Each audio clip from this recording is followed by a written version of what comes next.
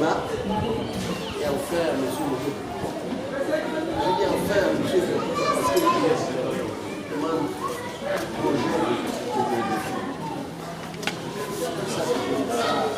à la fin. Monsieur Akanda, je vous ai vu à la mort de l'Égypte, quand j'allais voir Maître Abedjo, on me fuyait. On n'avait peut-être pas voulu le dire, mais on me fuyait. Parce que j'étais de l'autre côté. Et j'étais vraiment de l'autre côté.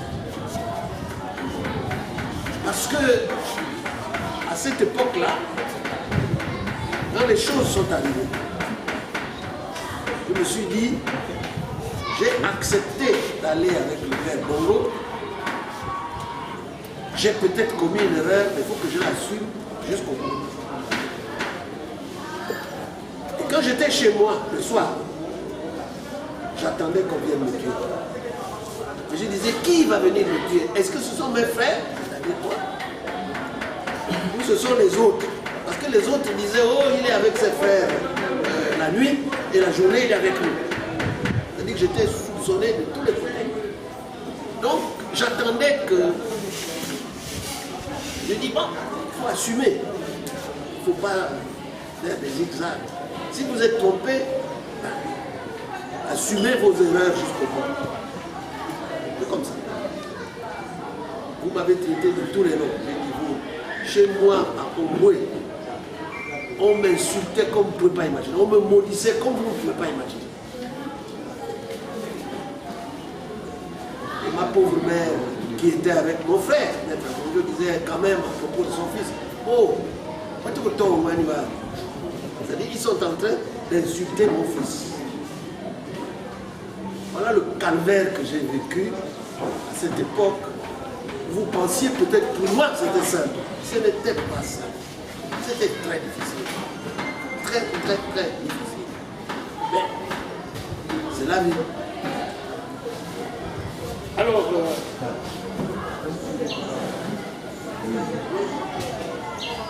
Ali Bongo était là.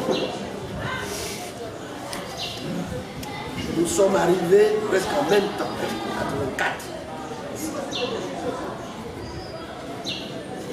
Et ce que nous reprochons beaucoup au président Bongo, c'est de nous avoir laissé ce monstre. Il savait pourtant que c'était un monstre. Il savait qu'il n'était pas capable. Souvenez-vous à cette époque, l'affaire d'Akumamba. Ali voulait devenir roi pour succéder immédiatement à son père sans élection. Vous avez peut-être oublié ça. Et on a fait le tour du Gabon pour cette affaire de roi et d'Akumamba. Ça a été arrêté par des gens du Outououé, au Kina et autres qui se sont dit ça suffit comme ça. Mais il n'a jamais abandonné. Et le père a cédé.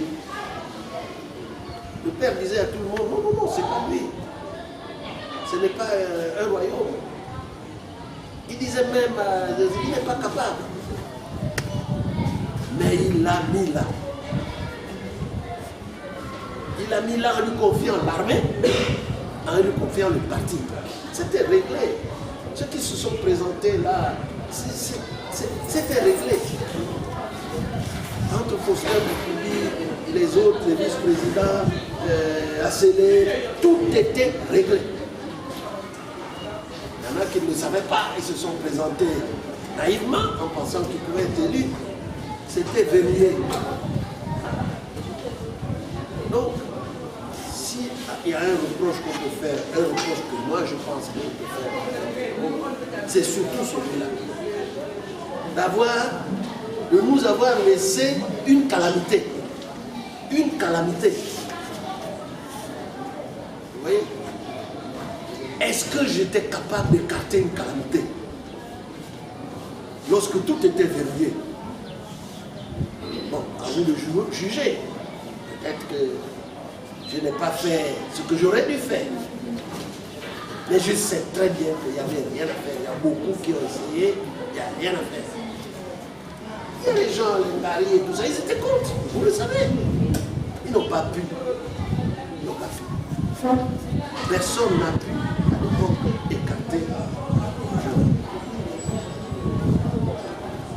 2009 est arrivé. 2009 est arrivé et les jeux étaient faits, mais notre calamité voulait accéder au pouvoir par un coup d'État. 2009. On ne pensait pas aux élections. C'est pour ça qu'ils ne voulaient pas lâcher l'armée. Et ils voulaient accéder par un coup d'État. Moi, j'étais à l'Union africaine, je suis venu ici. J'ai contacté tout le monde. Parce que ce coup d'État allait être suivi par un contre-coup d'État. Les gens disaient, s'il fait un coup d'État, nous aussi on fait un autre. Et je vous cite les noms des gens qui sont vivants.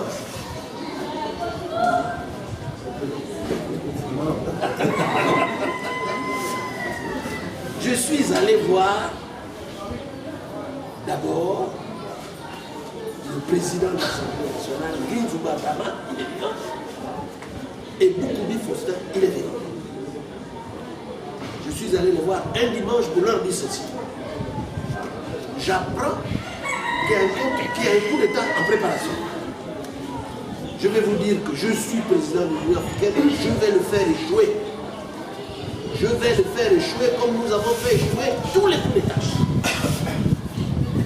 On me paye pour ça. C'est mon devoir, je suis mandaté pour ça, je vais le faire échouer.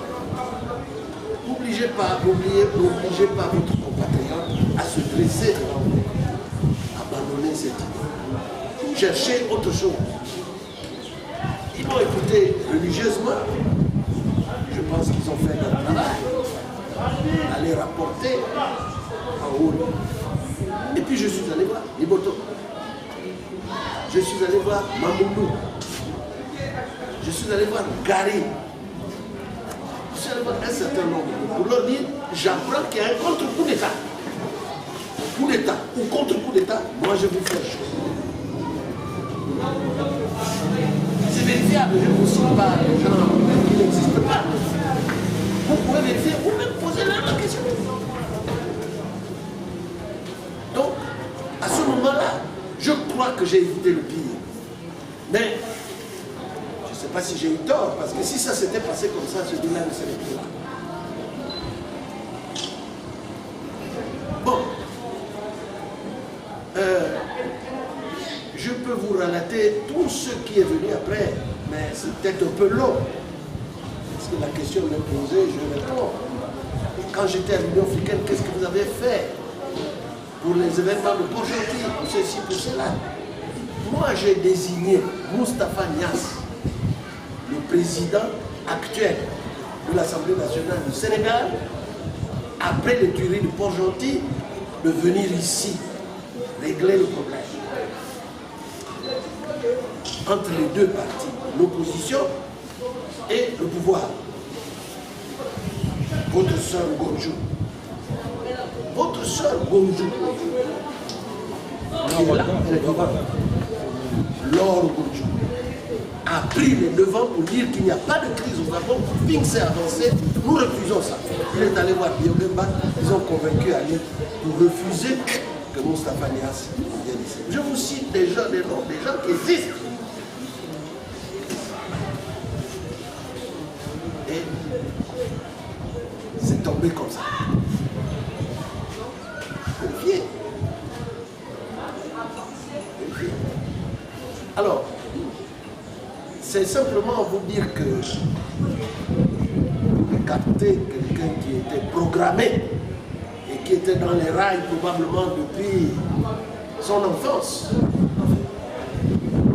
L'enfance qu'il a vécue ici.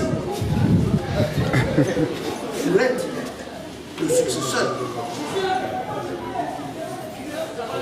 Alors, qu'est-ce que Baobab jouait dedans? À mon avis, mais là maintenant je spécule. Tout ce que j'ai dit là, c'est des faits. C'est comme dire les enfants, la vérité est vraie. Maintenant je spécule. Je crois que le président, sachant que son petit n'était pas capable, a dit à Baobab, a fait croire à Baobab que ce serait lui. en disant que si Baobab et lui travaillent ensemble, peut-être que notre demi-dieu là va réussir. Voilà ce que je crois. Mais l'autre a roulé bas. Il a roulé beaucoup de choses. Donc, votre question, elle est importante quand vous dites c'est la faute de qui? C'est ma faute, c'est aussi ta faute. Qu'est-ce que tu as fait?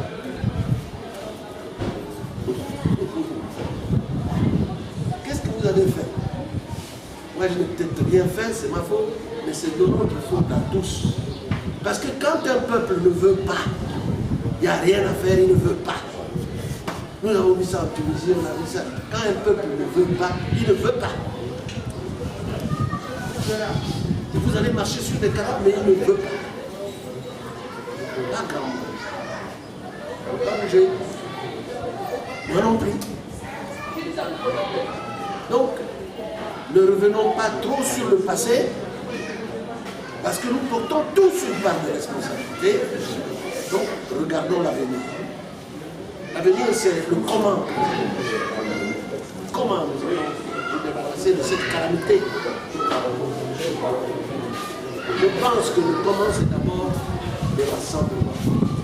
Moi, je ne me considère pas ni comme Noé, ni comme Jésus, ni comme Zoro, que j'arrive là, je vais sauver la situation. Non. Je ne suis ni Jésus, ni Noé, ni Zoro. Je suis pas lui. Ensemble, nous pouvons faire des miracles. Ensemble.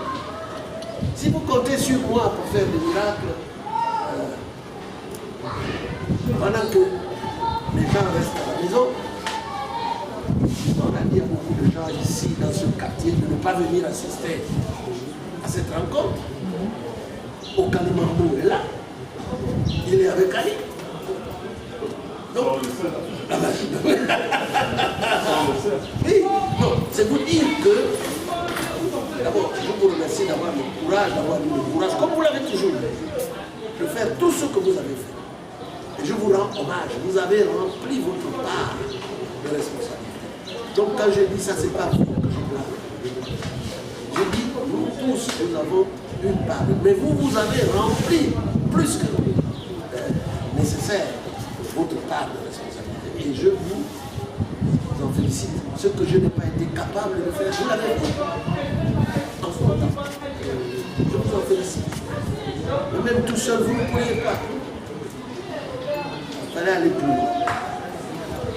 Il faut que les populations se rassemblent. Sinon, nous mourrons tous. Nous acheminons là, je crois que vous ne vous rendez pas compte de la loi pour ce que vous avez dit.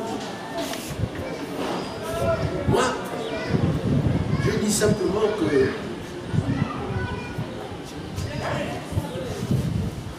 je ne fais pas ça pour moi, c'est pour mes enfants, mes petits-enfants, au sens le plus large, c'est-à-dire tous les jeunes qui sont là. C'est pour vous. Il va peut-être me tuer, qu'il y a. Il y en a déjà eu dans ma famille, il y a déjà eu des quartiers. Qu'il y aille. Il veut m'emprisonner, qu'il aille. Mais il ne s'en sortira pas comme ça. Parce que trop, c'est trop grand. Voilà.